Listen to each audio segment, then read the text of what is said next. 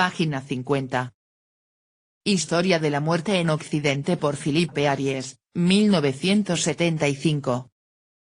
Desde la Edad Media hasta nuestros días. 1.4. El transi.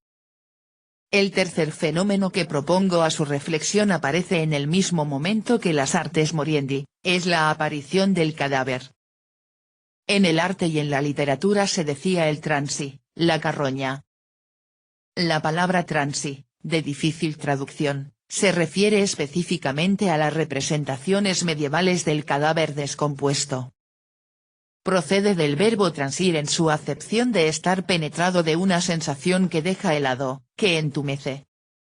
En ese sentido, el participio transi equivale semánticamente al castellano aterido, paralizado, entumecido, acepciones estas que ayudan a explicar el significado específico que adoptó el término en la imaginería medieval, si bien, léxicamente, se corresponde con el castellano transido con el que comparte etimología, de sentido similar pero no idéntico. Es de notar que en el arte del siglo XIV al XVI la representación de la muerte con los rasgos de una momia, de un cadáver semidescompuesto, está menos extendida de lo que se cree. Se encuentra sobre todo en la ilustración del oficio de difuntos de los manuscritos del siglo XV, en la decoración parietal de las iglesias y de los cementerios es la danza de los muertos.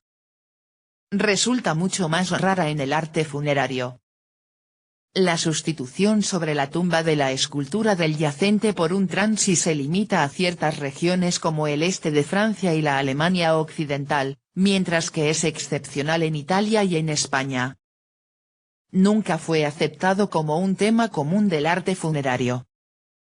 Será más tarde, en el siglo XVII, cuando el esqueleto o los huesos, la muerte seca y no ya el cadáver en descomposición, se extiendan por todas las tumbas y penetren incluso en el interior de las casas, sobre las repisas de las chimeneas y los muebles. Pero la vulgarización de los objetos macabros, bajo la forma de cráneos y huesos, a partir de finales del siglo XVI, tiene una significación distinta a la del cadáver putrefacto. A los historiadores les ha sorprendido la aparición del cadáver y de la momia en la iconografía. El gran Huizinga ha visto en ello una prueba de su tesis sobre la crisis moral del otoño de la Edad Media. Hoy en día, Tenenti reconoce más bien en ese horror de la muerte el signo del amor a la vida plena y del trastorno del esquema tradicional. Mi interpretación se situará en la dirección de Tenenti. Antes de ir más allá, hay que remarcar el silencio de los testamentos. A veces, los testadores del siglo XV hablan de su propia carroña. El término desaparece en el siglo XVI. Pero, de una manera general, la muerte tal cual aparece en los testamentos se vincula con la concepción más sosegada de la muerte en el lecho. El horror de la muerte física. El cadáver podría significar que está totalmente ausente de ellos, cosa que permite suponer que también lo estaba de la mentalidad común. Por el contrario, y esto es una observación capital, el horror de la muerte física y de la descomposición es un tema familiar a la poesía de los siglos XV y XVI. Saco de excrementos, dice P. de Nesson, 1383-1442.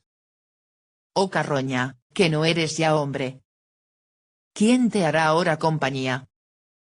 Lo que salga de tus humores, gusanos nacidos del hedor de tu vil carne encarroñada. Pero el horror no está reservado a la descomposición post-mortem, está intravitam, en la enfermedad, en la vejez. Solo me restan los huesos, un esqueleto parezco, descarnado, demacrado, despulpado. Mi cuerpo desciende a donde todo se descoyunta. No se trata, como en los sermonarios, de intenciones moralizantes o pastorales, de argumentos de predicadores. Los poetas toman conciencia de la presencia universal de la corrupción, está en los cadáveres, pero también en el decurso de la vida, en las funciones corporales. Los gusanos que se comen los cadáveres no proceden de la tierra sino del interior del cuerpo, de sus humores naturales. Todo conducto, del cuerpo, hedionda materia expulsa fuera del cuerpo continuamente. La descomposición es el signo del fracaso del hombre, y aquí está sin duda el sentido profundo de lo macabro, sentido que hace de ello un fenómeno nuevo y original. Para entenderlo bien es necesario partir de la noción contemporánea de fracaso, que nos resulta por desgracia demasiado familiar en las sociedades industriales de hoy. Hoy en día el adulto experimenta tarde o temprano y cada vez más temprano que tarde, el sentimiento de que ha fracasado, de que su vida de adulto no ha conseguido ninguna de las promesas de su adolescencia. Este sentimiento se halla en el origen del clima de depresión que se extiende entre las clases acomodadas de las sociedades industriales.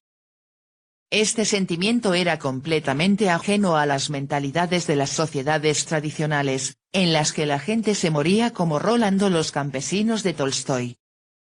Sin embargo, ya no era ajeno al hombre rico, poderoso o instruido de finales de la Edad Media. No obstante, entre nuestro sentimiento contemporáneo de fracaso personal y el del fin de la Edad Media existe una diferencia muy interesante. Hoy no ponemos en relación nuestro fracaso vital y nuestra mortalidad humana. La certidumbre de la muerte, la fragilidad de nuestra vida, son ajenas a nuestro pesimismo existencial. Por el contrario, el hombre de fines de la Edad Media tenía una conciencia muy aguda de que estaba muerto aplazadamente, de que el plazo era corto, de que la muerte, siempre presente en el interior de sí mismo, quebraba sus ambiciones y emponzoñaba sus placeres. Y ese hombre tenía una pasión por la vida que nos cuesta entender hoy, quizá porque nuestra vida se ha vuelto más larga, hay que dejar casas y vergeles y jardines, decía Ronsard pensando en la muerte. ¿Quién de nosotros echará de menos ante la muerte su villa de Florida o su granja de Virginia?